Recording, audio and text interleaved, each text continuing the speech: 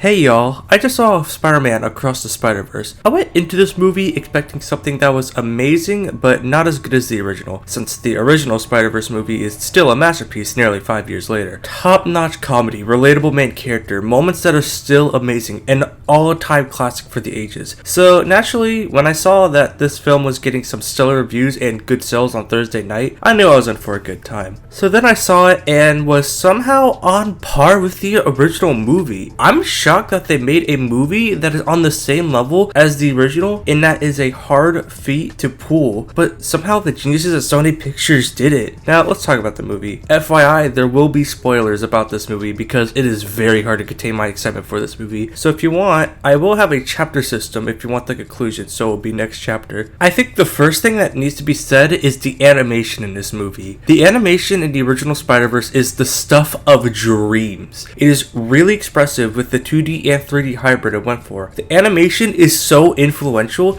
that it's in other movies like Mitchell's vs. the Machines and Puss in Boots: The Last Wish, aka the best movie of 2022. Now, I don't know how they did it, but the animation is somehow better in this movie. I had my jaw drop every minute, because if you take a screenshot from this movie, you have a fucking art piece worth millions. I think what makes the animation better in this one is that they use more buried styles than the very 4 or 5 they had in the original. With the better animation, action scenes, and the scene where Gwen and Miles are swinging through New York are just jaw-dropping to see. I think the only con I can think of for the animation is that people with eye troubles can have a hard time with the dimensional glitching, but that's about it. The soundtrack to this movie is excellent. There are different types of genres used in this soundtrack to complement the different universes. You have the more electronic downbeat music when we are in Miles' dimension, the more rock and roll music when we are in Gwen's dimension, and the more indie and street music that is in Spider-Man India's dimension, but also that hype action music that Spider-Man are known for to have, making me prefer this soundtrack over the one in Spider-Verse 1, and that soundtrack is also fantastic. The comedy in this movie is on point. The first movie has solid humor overall and moments where I chuckled. I laughed out loud so many times watching this movie in the theater,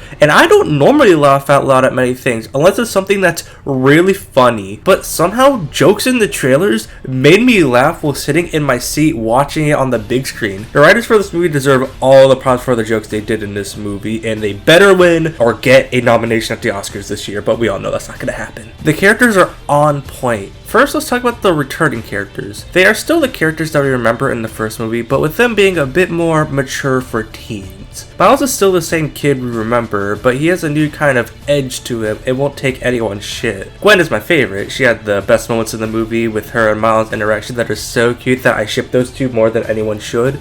Her and the interactions with the other Spider-Man, Spider-Man India, and the other Spider-Men and woman, plus her conflict before returning home, and with her father, and the conflict that she has about telling Miles that the things he doesn't know, is just fantastic. Gwen is like just one of my favorite characters in fiction now thanks to this movie. Peter B was still a great character, though I will say that he wasn't as memorable as he was in the first one, probably because he was only in it for like a collective 15 minutes, but that isn't a bad thing, and he has his moments of laughter and genuine moments with Miles in this movie. Now, I want to talk about the other two characters in this movie, Miguel and the Spot. Miguel is a character I didn't know much going in, and I was confused on whether he was gonna be the villain or not, but after seeing the movie, I could see where he's coming from when he tries to keep Miles from going back to his dimension, since he wants to protect the multiverse and doesn't want Miles to experience what happened to him with what he is about to do. The Spot was the character I was worried about, because nowadays, comic reliefs are the worst part of the movie, with Sisu from Raya and the Last Dragon being the standout example.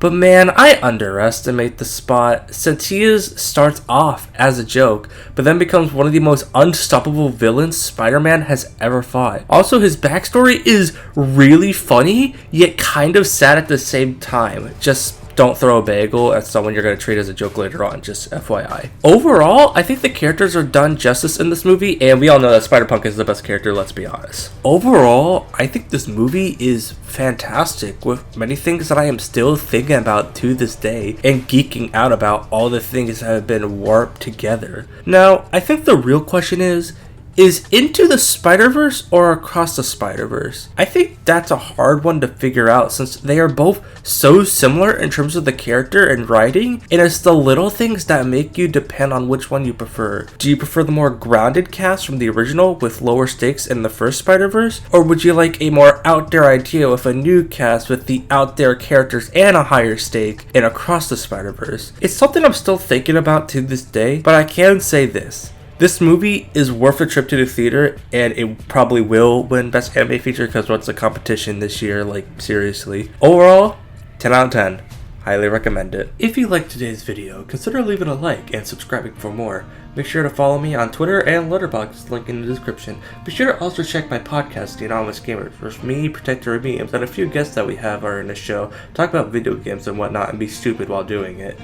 Craig is omnipotent. Oh no. Craig sees all. He's gonna know too much. He's gonna know too much by the end of this.